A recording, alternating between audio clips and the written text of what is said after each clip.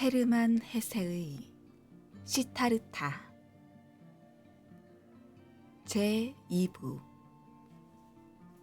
카말라.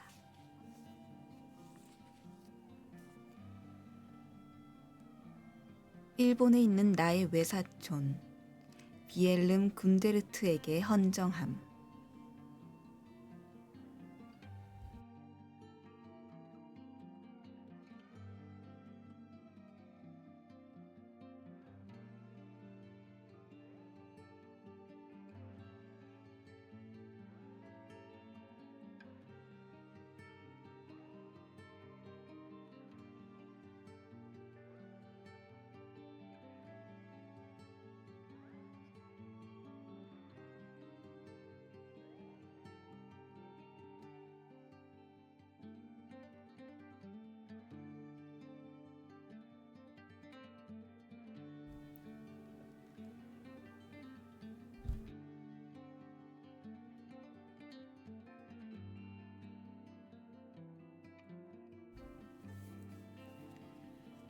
시타르타는 한 걸음 한 걸음 옮길 때마다 새로운 것을 배웠다.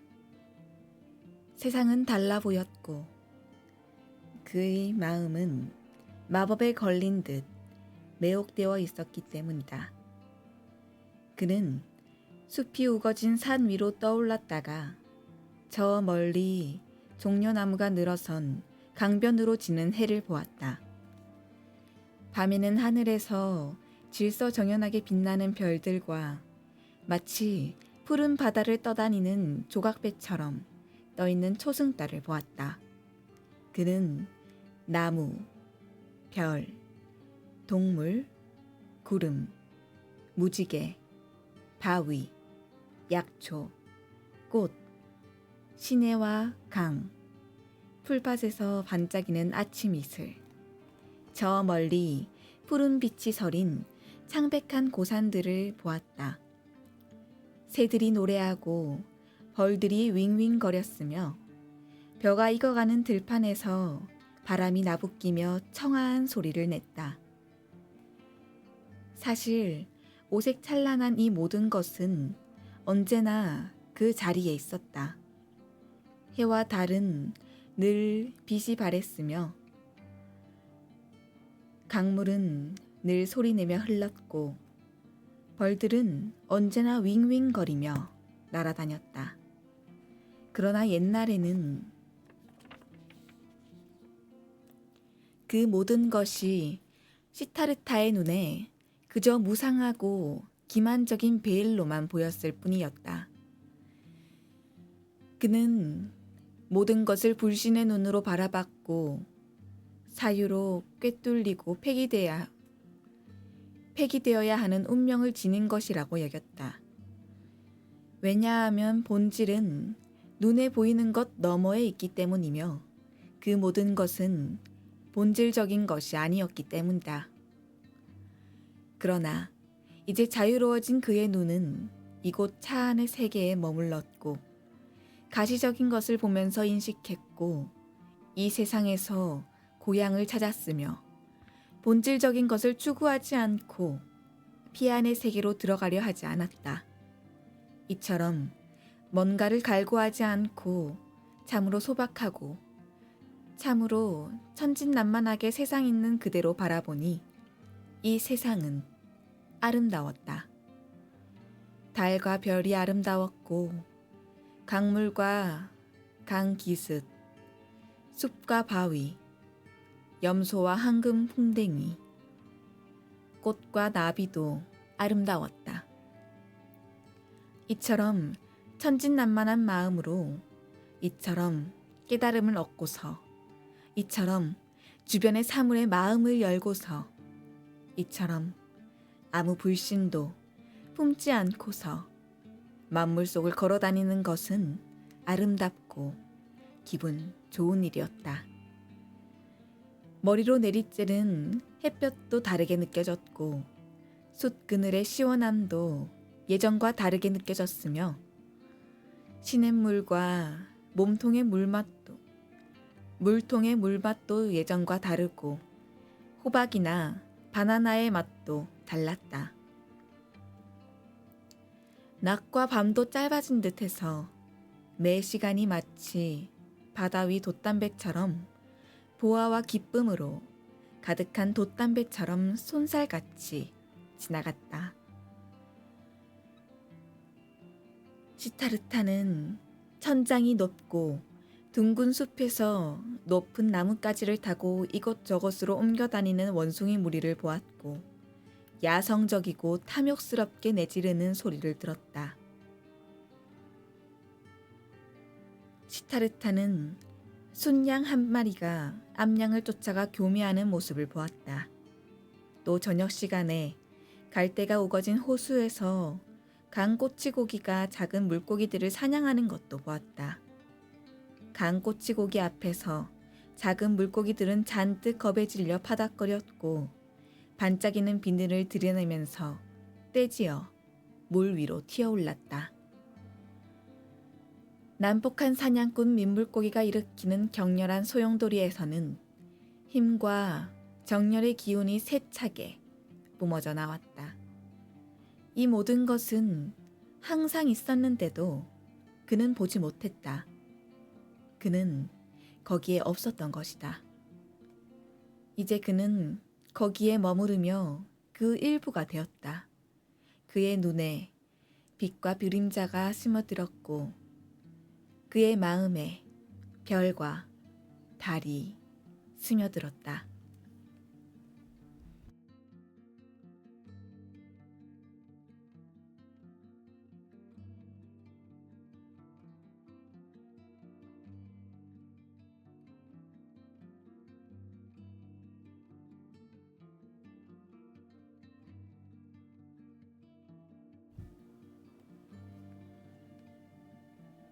시타르타는 길을 가면서 기원정사에서 겪었던 모든 일, 그곳에서 들었던 가르침, 신적인 부처, 고빈다와의 작별, 세존과의 대화를 떠올려 보았다.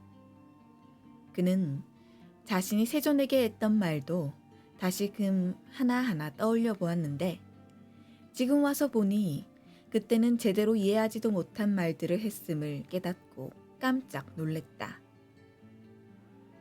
그는 고타마에게 부처, 그분의 보아와 신비는 가르침이 아니라 그가 깨달음의 순간에 체험한 형언할 수 없고 가르칠 수 없는 바로 그것이라고 말했다. 바로 그것을 체험하고자 그는 길을 떠났으며 막 그것을 체험하기 시작한 터였다. 이제 그는 자기 자신을 체험해야 했다. 사실 그는 오래전부터 자기 자신이 아트만이며 브라만과 똑같은 영원한 본질이 생겨났음을 알고 있었다. 그러나 사유의 그물로 자신을 붙잡으려 했기 때문에 진정한 자신을 발견할 수 없었던 것이다. 육신도 분명 자기 자신이 아니었고 감각의 유희도 자기 자신이 아니었으며 마찬가지로 사색, 오성, 습득한 지혜, 결론을 도출하고 이미 생각한 것에서 다른 생각을 자아내는 학습된 능력 역시 자기 자신이 아니었다. 그렇다. 이 사색의 세계 또한 여전히 차 안의 세계에 있었고 감각이라는 우연적인 자아를 죽이면서 다른 한편으로 사유와 학습이라는 우연적 자아를 살찌운다 한들 얻게 되는 것은 아무것도 없었다. 감각과 사유, 이 두 가지는 모두 좋은 것이었으며 그 배후에는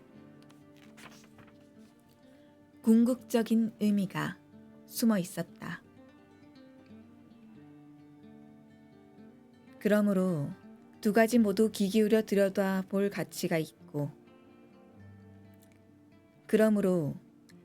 모두 귀 기울여 들여다볼 가치가 있고 함께 작용해야 했으며 그 어느 것도 경시되어서는 안 되고 가대평가되어서도 안 되며 두 가지 모두에게서 가장 내밀한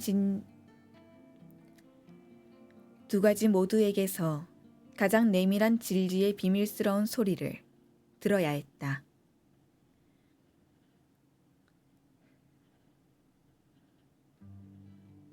그는 내면의 소리가 추구하라고 명령하는 것에는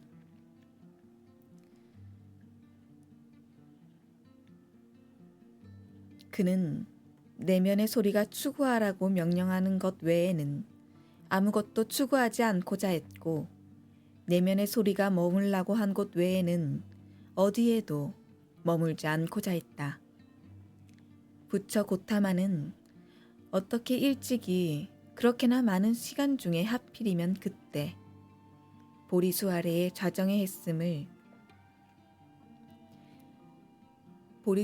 자정에 깨달음을 얻을 수 있었는가? 부처는 바로 소리, 자기 내면의 소리, 그 나무에 가서 안정을 얻으라고 명령한 소리를 들었다. 금욕, 제사, 목욕 제계나 기도, 먹고 마시는 것, 잠자는 것이나 꿈꾸는 것을 택하지 않고 내면의 소리를 들었던 것이다. 이처럼 외부의 명령이 아니라 오직 내면의 소리에 귀 기울이는 것, 이러한 자세를 갖추는 것은 좋은 일이었고 필요한 일이었으며 그것 말고는 아무것도 필요하지 않았다.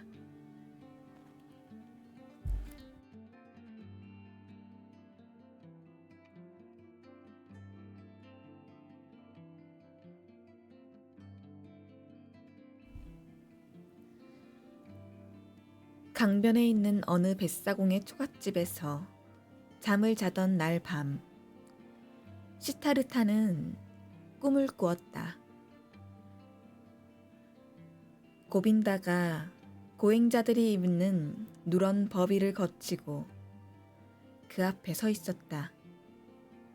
고빈다는 슬퍼 보였으며 슬픈 목소리로 자네는 왜 나를 떠난 건가? 하고 물었다. 시타르타는 고빈다를 포옹하면서 팔로 그를 휘감아 푸름에 끌어안고 입을 맞추려 했는데 그 순간 상대가 고빈다가 아니라 옷 위로 풍만한 가슴이 봉긋 솟은 여인임을 알아차렸다. 남자와 여자, 해와 숲, 동물과 꽃, 그리고 온갖 과일 맛이 났고 온갖 쾌락의 맛이 났다. 그를 취하게 하고 몽롱하게 만들었다. 꿈에서 깨어나자 초가집 문틈으로 창백한 강물이 희끄무레한 빛을 내며 흘러가는 모습이 눈에 들어왔고 숲속에서는 어두운 음색의 부엉의 소리가 은은하고 아름답게 들려왔다. 날이 밝자 시타르타는 잠자리를 내준 뱃사공한테 강 건너편으로 데려다 달라고 부탁했다. 뱃사공은 시타르타를 대나무 땡목에 태워 강을 건너주었다. 강의 광활한 수면은 아침 햇살을 받아 불그스름한 빛으로 반짝였다. 아름다운 강이로군요. 시타르타가 그를 태워준 뱃사공에게 말했다.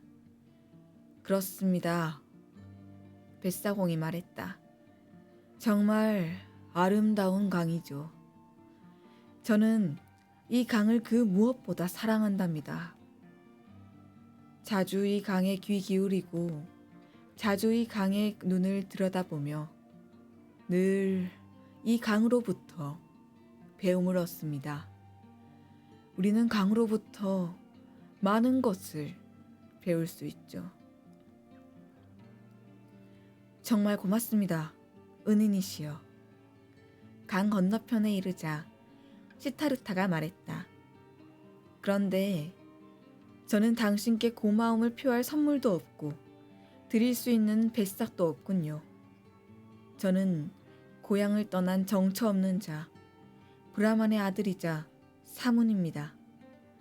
알고 있습니다. 뱃사공이 말했다. 그리고 당신에게 어떤 보상이나 선물을 기대하지도 않았습니다. 언젠가 당신이 내게 보답을 할 때가 올 것입니다. 그렇게 생각하십니까? 시타르타는 기뻐하며 말했다. 그럼요. 모든 것은 되돌아온다. 이것 역시 강으로부터 배운 것이죠. 그대 사문도 다시 되돌아올 것입니다. 그럼 안녕히 가세요. 그대와의 우정을 뱃사스로 삼겠습니다. 신께 제사를 올릴 때 나도 기억해 주길 바랍니다. 두 사람은 미소를 지으며 헤어졌다. 시타르타는 뱃사공의 우정과 친절에 기뻐져서 미소를 지었다. 저 사람은 고빈다와 똑같군. 그는 미소를 띠며 생각했다. 내가 길에서 만난 사람들은 모두 고빈다 같아. 그들 모두가 감사를 받아야 할 입장인데도 오히려 내게 감사하는 마음을 품지. 모두 겸손하고 모두 친구가 되고자 하며 모두 순벽하려 하고 생각 같은 것은 별로 하지 않는 사람들이야. 어린아이 같은 사람들이지.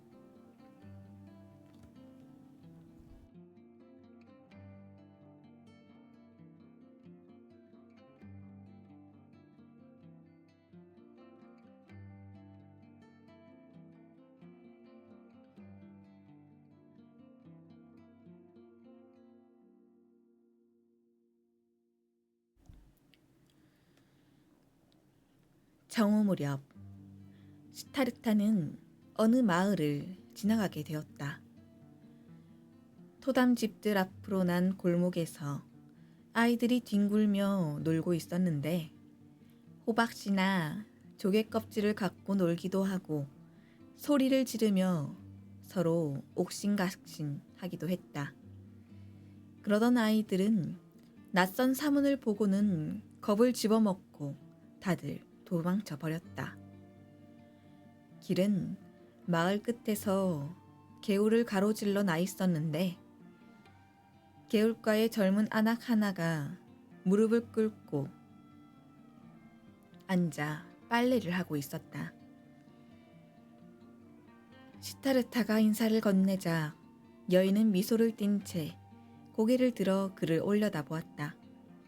그때 그는 여인의 눈에서 흰자 위가 반짝거리는 것을 보았다. 시타르타는 나그네들이 의뢰하는 축복의 인사를 건네고 나서 큰 도시에 이르려면 얼마나 더 가야 하는지 물었다. 그러자 여인은 자리에서 일어나더니 시타르타에게 다가왔다. 여인의 애띤 얼굴에서 촉촉한 입술이 아름답게 반짝였다. 여인은 시타르타에게 농담을 건네면서 식사를 했는지 물었고 또 사문들은 정말로 밤에 숲속에서 혼자 잠을 자며 여자를 가까이해서는 안 되는지 물었다. 그러면서 자신의 왼발을 그의 오른발 위에 올리며 여자가 남자에게 일종의 사랑의 향락을 요구할 때 취하는 몸짓을 했다. 사랑의 교과서에서 소위 나무탁이라고 부르는 몸짓이었다. 시타르타는 몸속에서 피가 끓어오르는 것을 느꼈고 그 순간 어젯밤 꿈이 떠올랐다.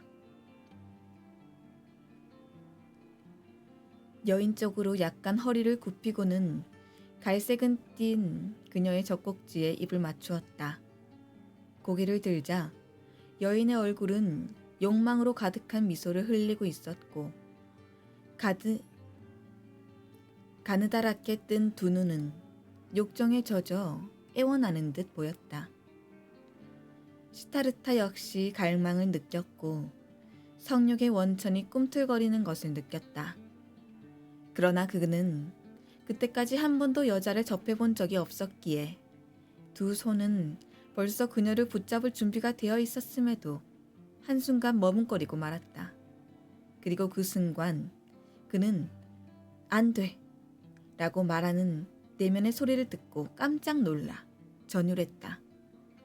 그러자 젊은 여인이 미소를 띤 얼굴에서 모든 매력이 사라지고 발정난 암컷의 촉촉한 눈만 보일 뿐이었다. 시타르타는 다정하게 여인의 뺨을 어루만져 주고는 몸을 돌렸고 실망한 여인을 뒤로 한 채 가벼운 발걸음으로 대나무 숲 안으로 사라졌다. 이날 저녁이 되기 전에 시타르타는 큰 도시에 이르렀고 사람이 그리웠던 터라 기뻤다. 그는 참으로 오랫동안 숲속에서 살아왔고 뱃사공의 초가에서 보낸 지난 밤은 몇 년 만에 처음으로 머리 위에 지붕을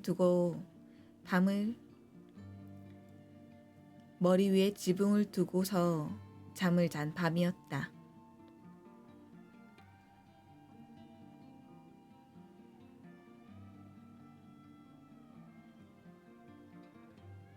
방랑자는 도시에 다다라 아름다운 울타리로 둘러싸인 어느 작은 정원을 지나다가 그곳에서 바구니를 들고 가는 하인과 하녀의 행녀를 만났다. 내 하인이 메고 가는 잘 단장된 가마 안에는 여주인으로 보이는 여인이 알록달록한 해가리개 아래 붉은 방석에 앉아 있었다. 시타르타는 장원 입구에 멈춰선 채 행녀를 구경했으며 하인과 하녀, 바구니를 바라보고 또 가마와 가마에 탄 여인을 바라보았다. 높이 틀어올린 검은 머리카락 아래로 아주 밝고 아주 우아하고 아주 영리해 보이는 여인의 얼굴이 보였다. 붉은 입술은 막 터진 무화과 열매 같았고 눈썹은 휘어진 활 모양으로 곱게 손질되어 있었으며 까만 눈동자는 영리하고 사려 깊어 보였다. 녹색과 금색 겉옷 위로 희고 긴 목덜미가 솟아 있었고 길고 가느다란 하얀 두 손은 무릎 위에 단정히 놓여 있었는데 무릎에는 폭이 넓은 황금 팔찌를 끼고 있었다.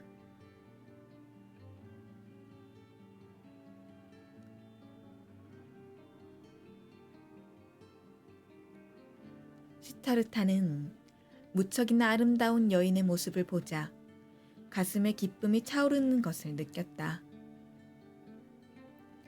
가마가 가까이 다가왔을 때 그는 몸을 낮게 숙여 인사했고 다시 머리를 들어 그녀의 화사하고 고상한 얼굴을 쳐다보면서 활 모양으로 휘어진 눈썹 아래 영리하게 반짝이는 눈빛을 보았으며 또 일찍이 알지 못했던 향기로운 숨결을 느꼈다. 아름다운 여인은 한순간 미소를 지으며 고개를 끄덕이더니 장원 안으로 자취를 감추었고 이어 그녀를 뒤따르던 화인들도 사라져버렸다.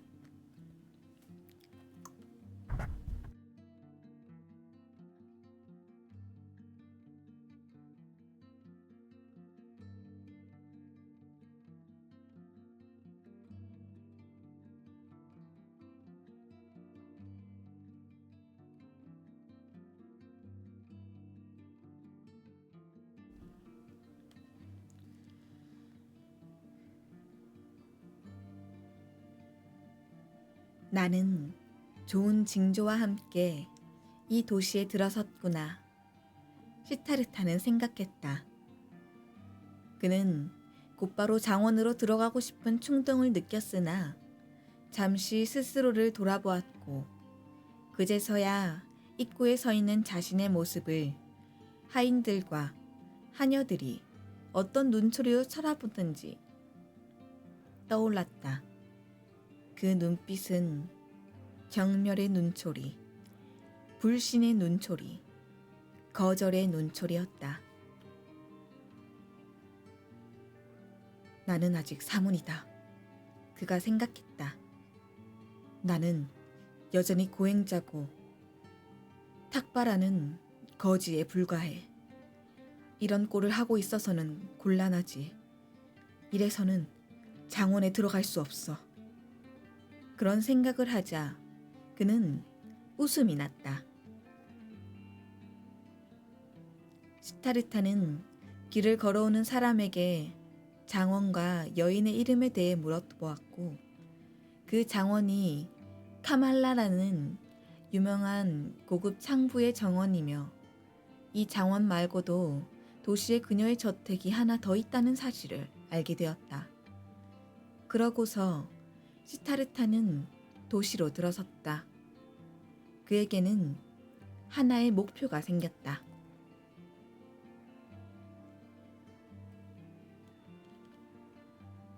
그는 이 목표를 쫓아 도시에 몸을 내맡기고는 그곳으로 휩쓸려 들어갔고 거리의 인파에 떠밀려 다니다가 작은 광장에 멈춰서기도 하고 강가의 돌계단에서 휴식을 취하기도 했다. 저녁 무렵 시타르타는 지붕이 둥근 건물 그늘에서 일하던 한 이발소 조수와 알게 되었다. 후에 그 조수가 비슈뉴 사원에서 기도드리는 모습을 보고는 비슈뉴와 락슈미에 관한 이야기를 들려주기도 했다. 그날 밤 시타르타는 강가의 조각배에서 잠을 청했고 다음 날 아침 일찍 첫 손님이 이발소에 찾아오기 전에 전날 친구가 된 조수에게 가서 수염을 깎고 머리카락을 자른 뒤 빗질을 하고 좋은 머릿기름도 발랐다.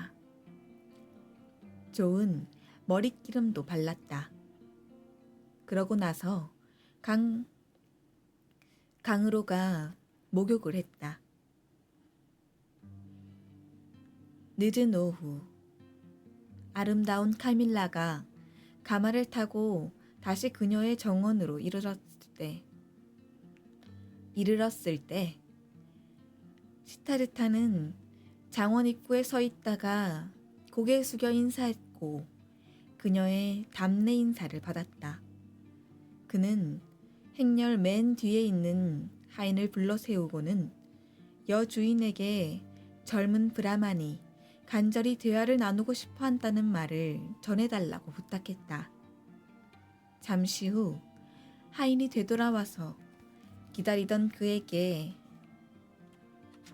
자기를 따라오라고 한 다음 말없이 어느 정자로 안내했는데 카밀라는 그곳 휴식용 침상에 누워 있었다. 하인은 시타르타를 카밀라 곁에 홀로 남겨두고는 자리를 떠났다.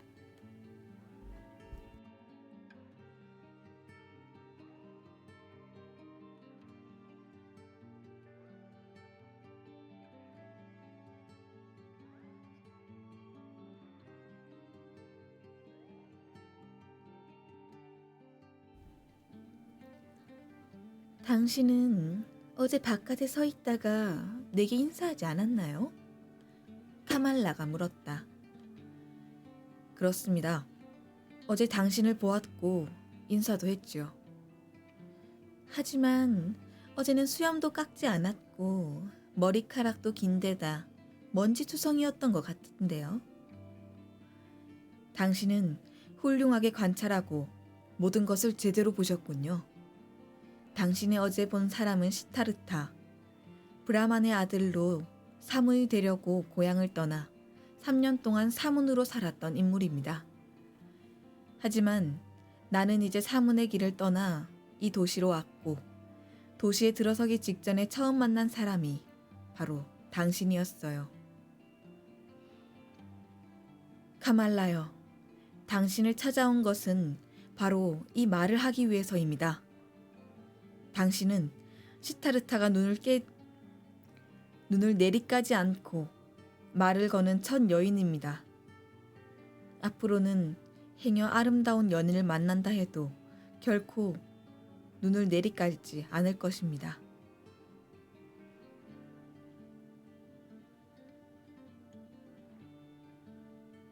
카말라는 미소를 지으면서 공작깃으로 만든 부채를 만지작거렸다. 그러더니 이렇게 물었다. 그러니까 시타르타는 단지 그 말을 하기 위해 나를 찾아왔다는 건가요?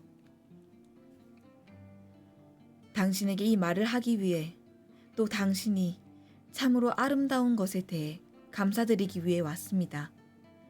그리고 괜찮다면 카말라여, 나의 친구, 나의 선생이 되어달라 청하고 싶군요. 나는 당신이 통달한 그런 방면의 기술에 대해서는 아직 아무것도 모르기 때문입니다. 그러자 카말라는 크게 웃었다. 친구여, 숲에서 온 사문이 내게 찾아와 무엇을 배우겠다고 한 적은 여태껏 한 번도 없었어요. 긴 머리카락에 낡고해진 치부 가리개만 걸친 사문이 찾아온 적도 처음이고요. 많은 젊은이들이 나를 찾아오고 그 중에는 브라만의 아들도 있답니다. 하지만 모두가 아름다운 옷을 입고 멋진 신발을 신고 머리에는 향내나는 좋은 기름을 바르고 지갑에는 돈을 두둑히 넣고 찾아오지요. 이보세요, 사문이여. 나를 찾아오는 젊은이들은 모두 그렇게 하고 온답니다.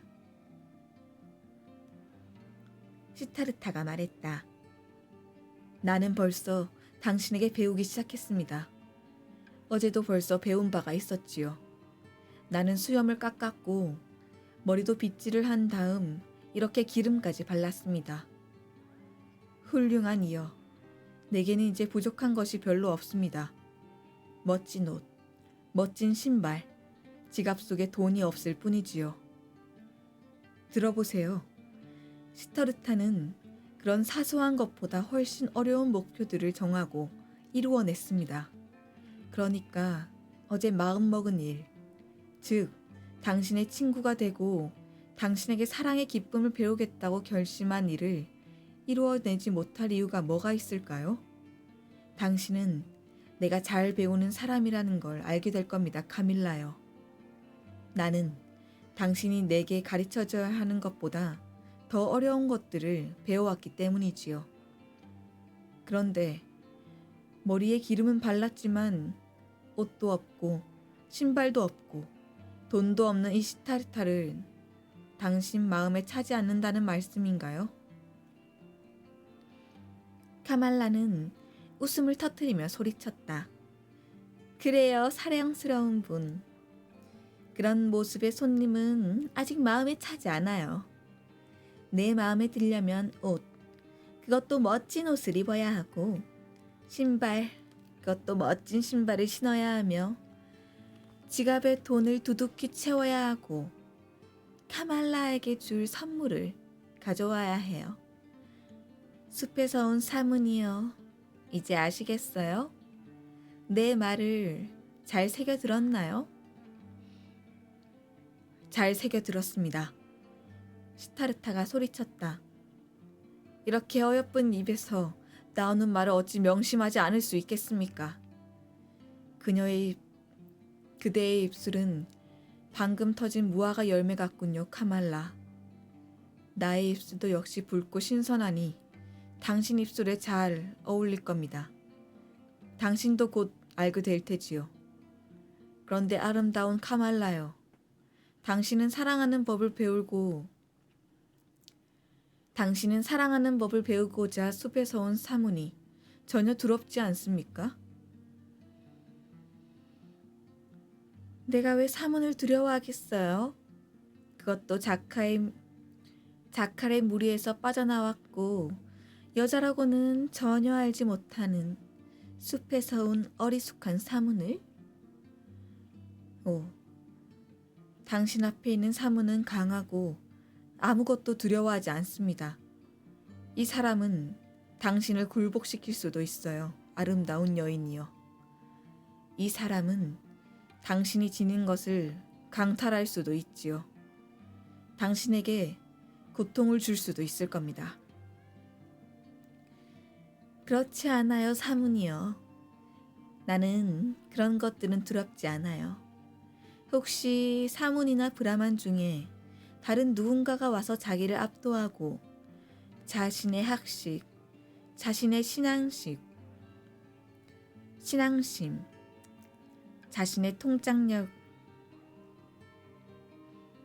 자신의 통찰력을 빼앗아갈까 두려워하는 사람이 있나요?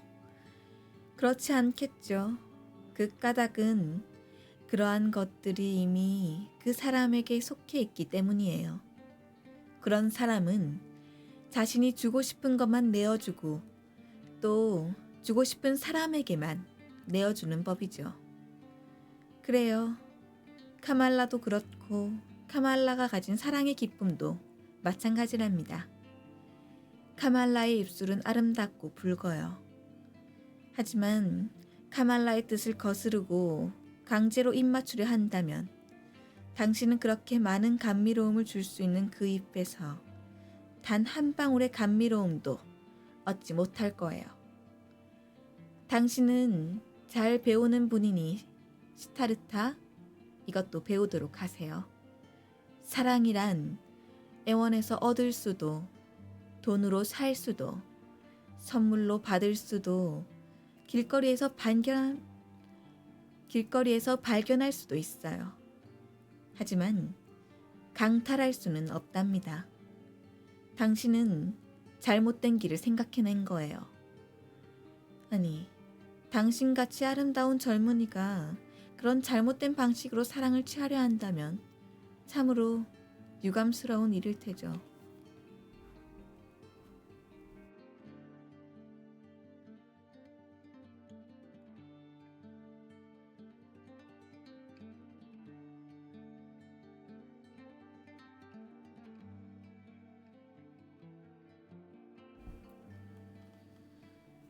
시타르타는 미소를 지으며 몸을 숙였다. 유감스럽겠군요, 카말라. 당신 말이 맞아요. 정말로 유감스럽겠지요. 아니, 당신 입에서 나오는 감미로움을 내가 한 방울도 놓쳐서는 안 되고 내 입에서 나오는 감미로움을 당신도 하나도 놓쳐서는 안 됩니다. 그러니 이렇게 하지요. 이 시타르타는 지금 없는 것, 즉 옷이며 신발이며 돈을 갖추고 나서 다시 찾아오겠습니다. 그런데 아름다운 카말라요. 내게 작은 조언을 하나 더 해줄 수 있겠습니까? 조언이라고요? 왜 안 되겠어요? 숲속 자칼의 무리를 떠나온 가난하고 세상 물정 모르는 사문에게 조언해주고 싶지 않은 이가 어디 있겠어요? 사랑하는 카말라, 그러면 어디로 가야 당신이 말한 세 가지를 가장 빨리 얻을 수 있는지 내게 조언해 주겠습니까? 친구여, 많은 이들이 그것을 알고 싶어 하죠.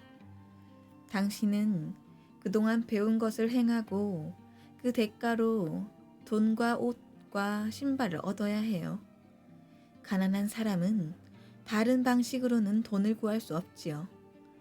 당신은 무엇을 할 줄 있나요?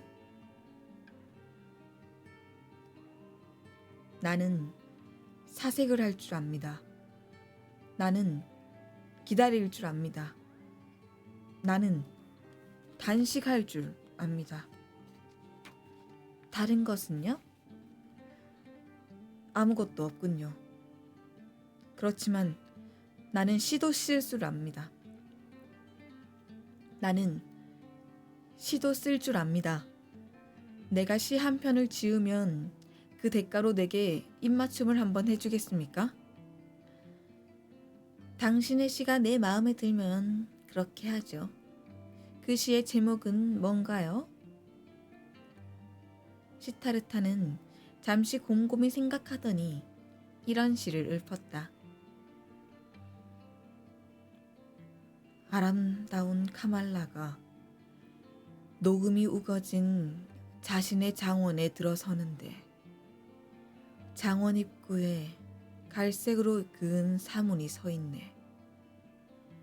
사문은 활짝 피어난 연꽃 같은 그녀를 보고 고개 숙여 인사했고 카말라는 미소 지으며 담례했지. 그러자 젊은이는 생각했다네. 신들에게 헌신하는 것보다 아름다운 카말라에게 헌신하는 것이 더 좋은 일이라고. 카말라는 크게 손뼉을 쳤는데 그 바람에 황금 팔찌가 소리를 내며 울릴 정도였다. 당신의 시는 아름답군요. 갈색 피부의 사문이요. 그 시의 대가로 당신에게 입맞춤을 한다고 해도 손해볼 건 없겠어요. 카말라는 눈짓으로 그를 다가오게 했고 그는 자신의 얼굴을 그녀의 얼굴 위에 포개고는 입술을 방금 터진 무화과 열매 같은 그녀의 입술에 갖다 댔다. 카말라는 오랫동안 그에게 입맞춰줬고 시타르타는 그녀가 어떻게 자신을 가르치는지, 그녀가 얼마나 슬기로운지, 그녀가 어떻게 자신을 조종하는지, 그녀가 어떻게 자신을 밀어냈다가 다시 유혹해 끌어당기는지, 그리고 첫 입맞춤 이후로 질서정연하고 능랑한 입맞춤이 각각 얼마나 다채로운 모습으로 그를 기다리는지 느끼면서 마음속으로 찬탄을 금치 못했다.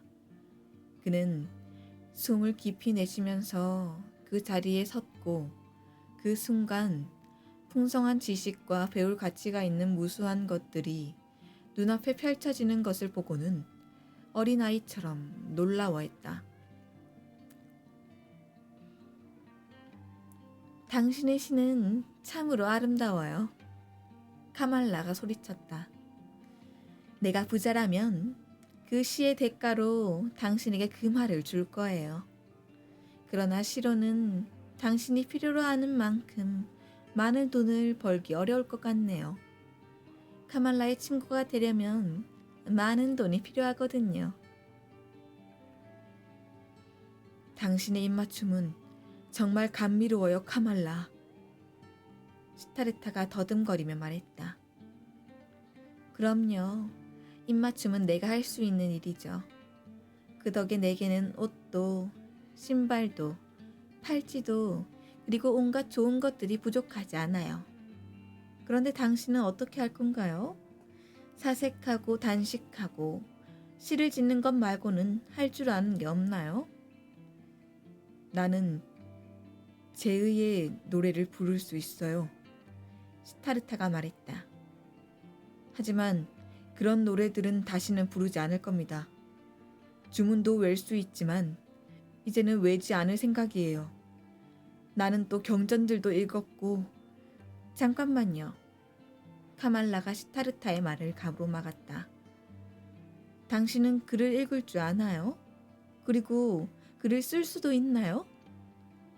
물론 할 수 있죠. 그런 건 많은 사람들이 할 수 있습니다. 대부분의 사람들은 읽고 쓰는 법을 몰라요. 나도 할 줄 모르고요. 당신이 글을 읽고 쓸 수 있다니 정말 좋은 일이네요. 주문도 써먹을 때가 있을 거예요.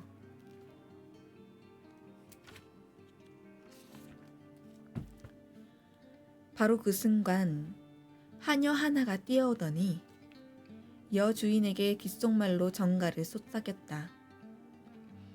손님이 찾아왔어요. 카말라가 소리쳤다. 얼른 일어나 가세요, 시타르타. 당신이 이곳에 있는 걸 누가 보면 곤란하다는 걸 명심하세요. 우리는 내일 다시 보기로 해요. 그러면서 카말라는 하녀더러 이 건건한 브라만에게 하얀 겉옷을 가져다 두라고 지시했다.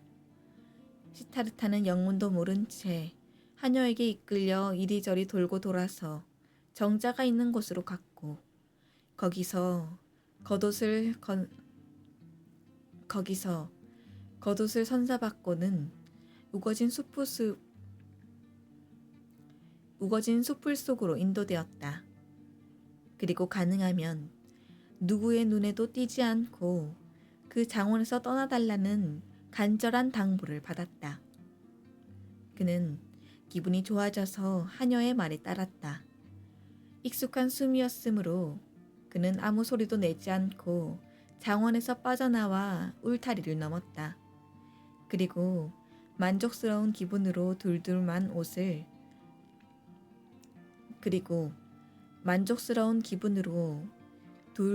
옷을 옆구리에 낀 채 시내로 돌아갔다.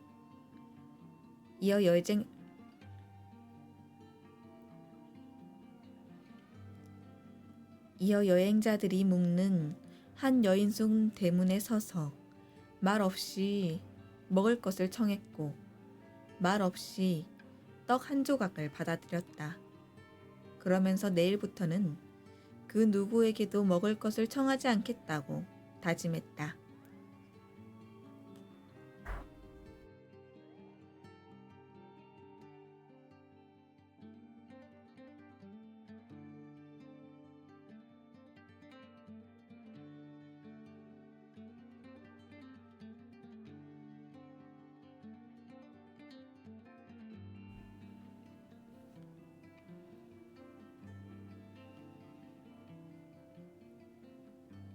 갑자기 그의 마음속에서 자부심이 불타올랐다.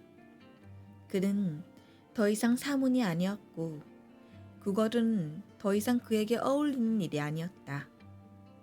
그는 떡을 개에게 던져주고는 음식을 먹지 않았다. 이 세상에서 사람들이 영위하는 삶이란 단순하군.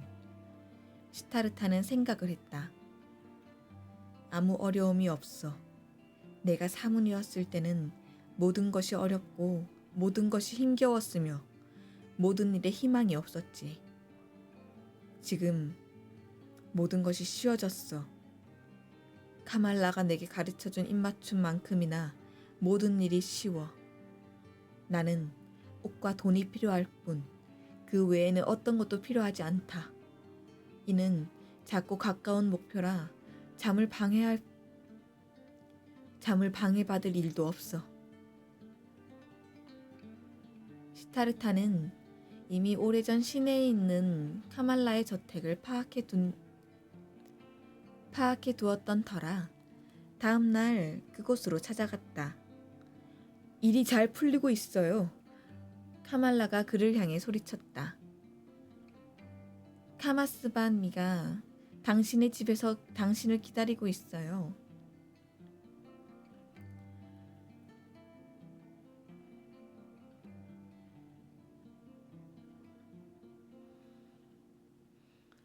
일이 잘 풀리고 있어요. 카말라가 그를 향해 소리쳤다. 카마스 바미가 집에서 당신을 기다리고 있어요. 이 도시에서 가장 부유한 상인이죠. 당신이 마음에 들면 그 사람은 바로 당신을 고용할 거예요. 지혜롭게 행동하세요. 갈색 피부의 사문이요. 나는 다른 사람들을 통해 당신 이야기를 정했어요. 그 사람에게 정중하게 대하세요. 아주 막강한 권한을 가진 사람이니까요. 하지만 지나치게 비굴할 필요는 없어요. 나는 당신이 그 사람의 하인이 되는 것을 원치 않거든요. 그 사람과 대등한 사람이 되세요. 그렇지 않으면 나는 당신에게 만족하지 못할 거예요. 카마스 바미는 이제 나이가 들어 편하게 살고 싶어 해요. 당신이 마음에 들면 그 사람은 당신에게 많은 일을 맡길 거예요. 시타르타는 그녀에게 고마움을 포마하며 웃어 보였다. 그녀는 시타르타가 어제와 오늘 아무것도 먹지 않은 것을 알고는 빵과 과일을 가져오게 해서 대접했다. 당신은 운이 좋았어요. 헤어질 때 그녀가 말했다. 당신 앞에 문이 하나씩 열리는군요. 어떻게 일이 이렇게 풀리는 거죠? 당신이 마법이라도 부리는 건가요? 시타르타가 말했다. 어제 당신한테 나는 사색하고 기다리고 또 단식할 줄 안다고 말했죠. 그리고 당신은 그런 것이 아무 쓸모없다고 생각했고요. 그런데 그런 능력은 상당히 쓸모가 있어요. 카말라, 당신은 그 사실을 알게 될 겁니다. 숲에서 지내는 미련한 사문들이 당신들은 할 수 없는 그런 많은 근사한 것들을 배우고 또 실행할 수 있다는 사실을 목격하게 될 거예요. 그저께까지만 해도 나는 털복숭이 비렁뱅이에 불과했지만 어제 벌써 카말라 당신과 입맞춤했고 이제 곧 상인이 되어 돈과 당신이 소중히 여기는 모든 것을 갖게 되겠죠. 그렇겠죠. 그녀는 시타르타의 말에 동의했다. 하지만 만약에 내가 없다면 어떨까요? 만약 이 카밀라가 당신을 돕지 않는다면 당신은 어떻게 될까요? 사랑하는 카말라. 시타르타는 몸을 똑바로 일으켜 세우며 말했다. 내가 당신을 찾아 장원으로 갔을 때 나는 첫 걸음을 내디딘 겁니다. 가장 아름다운 여인에게서 사랑을 배우겠다는 것이 내 결심이었지요. 그렇게 결심한 순간부터 내가 그 일을 이루어내리라는 것도 알고 있었어요. 당신이 나를 도와줄 것도 알고 있었고 말입니다. 당신의 장원 입구에서 당신과 처음 눈길이 마주친 순간부터 나는 그 사실을 알고 있었습니다. 하지만 내가 도울 생각이 없었다면 어땠을까요? 당신은 돕고자 했지요. 자, 보세요. 이것 봐요, 카밀라. 당신이 돌멩이를 하나 물 속에 던지면 돌멩이는 곧장 밑바닥에 가라앉죠. 시타르타가 하나의 목표를 세우면 하나의 결심을 하면 바로 그렇게 되는 겁니다. 시타르타는 아무것도 하지 않아요. 다만 기다리고 사색하고 단식할 뿐. 하지만 아무것도 하지 않아도 손가락 하나 까딱하지 않아도 마치 물속을 통과하는 돌멩이처럼 세상의 모든 것을 관통하게 됩니다. 그는 이끌리는 대로 떨어지는 대로 자신을 내맡겨요. 그는 목표를 가로막는 것은 어떤 것도 영혼에 들어오지 못하게 하기 때문에 목표가 그를 끌어당깁니다. 이게 바로 시타르타가 사문들에게 배운 것이지요. 어리석은 사람들은 이를 마법이라 부르고 마귀들이 부리는 조화라고도 해요. 그러나 어떤 것도 마귀들의 조화로 이루어지지 않을 뿐더러 마귀란 존재하지도 않습니다. 그 누구라도 사색할 수 있고 기다릴 줄 알고 단식할 줄 안다면 마법을 행할 수 있고 자신의 목표에 다다를 수 있는 것입니다. 카말라는 시타르타의 말에 귀를 기울였다. 그녀는 그의 목소리를 사랑했고 그의 눈매를 사랑했다. 어쩌면 그럴지도 모르겠군요. 그녀가 나지막하게 말했다. 당신 말이 사실일지도 몰라요, 친구요.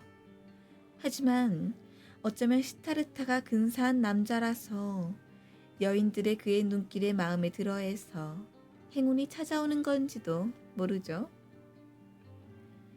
시타르타는 그녀에게 작별의 입맞춤을 했다. 그런 거라면 좋겠군요. 나의 선생이여. 언제까지나 나의 눈길이 당신 마음에 들어서 언제나 그대로부터 행운이 나를 찾아오기를.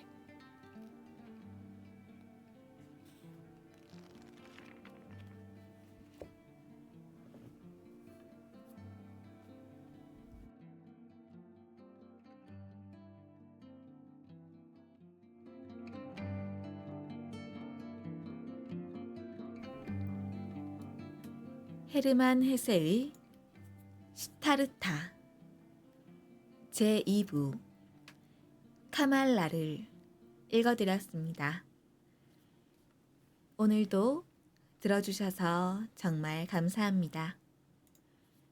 오늘도 좋은 밤 되세요.